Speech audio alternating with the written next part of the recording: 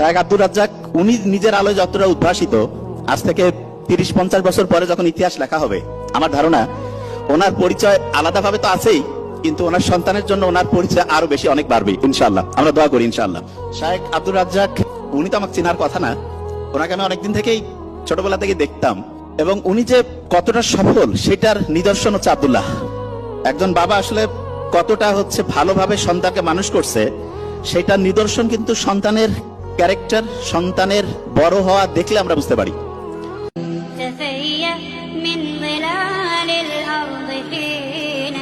ولا تغتر يوما بالسراب وقف فوق القبور فرب الدهرا ستحمدها تهوي بالإياب تفيأ من ظلال الأرض حينا ولا تغتر